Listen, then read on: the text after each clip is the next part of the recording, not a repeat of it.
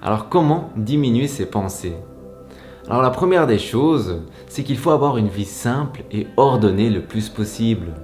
Parce qu'au plus ta vie elle est simple et ordonnée, au moins tu dois prendre de décisions. Et donc au moins tu auras de pensées. C'est-à-dire dors, mange, réveille-toi aux mêmes heures. Et moi j'ai davantage simplifié ma vie à ce niveau. C'est que je mange chaque semaine la même chose. Alors ce n'est pas du tout ennuyant parce que ce sont mes plats préférés et ce sont aussi des plats diversifiés. Et durant le week-end, généralement, je cuisine soit des nouveaux plats ou soit des plats que je n'ai plus mangés depuis un certain temps. Ça me facilite la tâche énormément.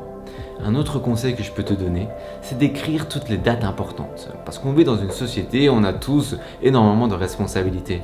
Alors écris les grosses dates. Par exemple, la date où tu dois renouveler ton passeport, où tu dois renouveler ton médical, où tu dois passer la voiture au contrôle, ou les principaux dates d'anniversaire. Soit tu les écris sur une feuille de papier par ordre chronologique, ou soit tu les écris dans ton agenda. Et ça va simplifier ta vie, ça va clarifier ta vie. Tout sera beaucoup plus net, beaucoup plus simple. Ça va beaucoup t'aider. Ensuite, le deuxième conseil, c'est de simplement éviter tout ce qui excite le mental. Alors on a un corps qu'on nourrit avec de l'eau, de la nourriture, de l'air, du soleil. Mais on a aussi un mental qu'on nourrit avec des impressions. C'est-à-dire des pensées, des émotions, des sons, des images. Et justement, en regardant à la télé, en étant constamment sur son smartphone, et bien là, on va saturer d'impressions son mental. Et la conséquence de cela, c'est que ça va l'exciter. On aura trop de pensées, on aura du mal à se calmer. Alors limite ton temps passé sur les écrans. Et dans la même optique, le troisième point, c'est limite tout ce qui excite le corps. Parce que un corps excité reflète un mental excité et vice versa. Le corps et le mental sont liés. Alors évite tout ce qui est thé, café, boissons énergisantes, sucreries, les plats épicés, les plats salés, les drogues, le tabac, l'alcool, etc. Et même la viande, bien sûr, j'allais l'oublier. Évite tout ça parce que ça va exciter le corps qui à son tour va exciter le mental. Et donc tu auras trop de pensées, tu auras du mal à te calmer. Ensuite, le quatrième point, c'est que le milieu environnant exerce une influence sur le mental. Je t'apprends rien. Passe une journée dans la nature, tu auras beaucoup moins de pensées, tu seras beaucoup plus apaisé que si tu passes une journée complète en plein centre-ville. Et si on fait attention, on constate qu'un citadin, il est toujours beaucoup plus agité, beaucoup plus excité qu'un campagnard, qu'un villageois. Ce sont des gens beaucoup plus purs, beaucoup plus simples.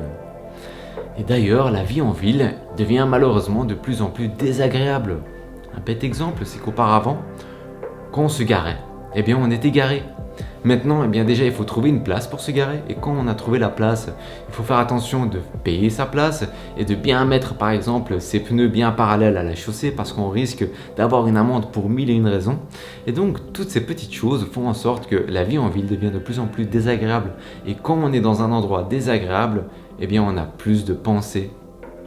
Et dans la même optique, le cinquième point, c'est que les sons exercent une influence sur le mental. Donc fais attention à la musique que tu écoutes. Si tu écoutes beaucoup de rap ou beaucoup de rock, tu auras un mental beaucoup plus excité. Toujours dans la même optique, c'est que quand tu es en ville, il y a beaucoup de bruit. Le bruit des constructions, le bruit des voitures, le bruit des avions. Et tout ça, ça agace, ça agite le mental. Contrairement en pleine nature, là il y a des sons agréables comme le chant d'un oiseau, le bruit du vent, le bruit de l'eau. Et tout ça, ça contribue à apaiser le mental. Ensuite, le sixième point, c'est l'identification mentale. Ce que tu dois savoir, c'est qu'on a un corps et on a un mental. Ce sont nos instruments pour expérimenter la vie. Mais on n'est pas le mental.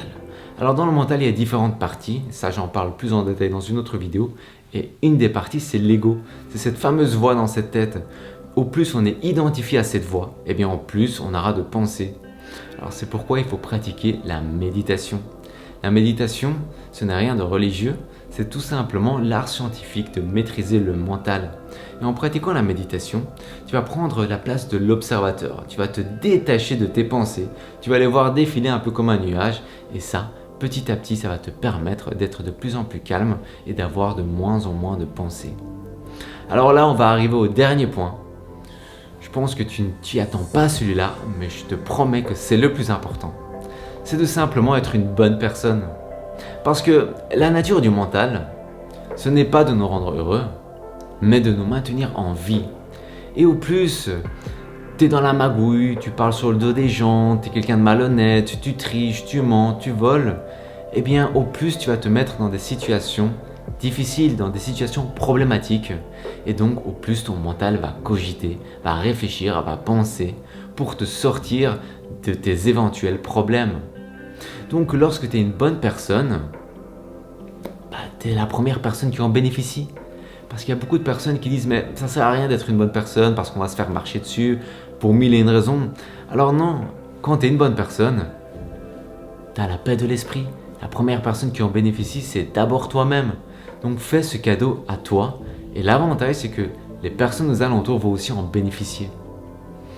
Alors voilà, j'espère que cette vidéo t'a plu, que tu as pu comprendre que effectivement, il est possible de diminuer ses pensées, mais ça demande un travail parce que malheureusement, cette société, eh bien, elle fait tout pour qu'on ait un mental excité. Elle nous stimule dans tous les sens. Déjà, la grosse majorité des êtres humains vivent dans les villes. Donc déjà, là, on a un mental agité.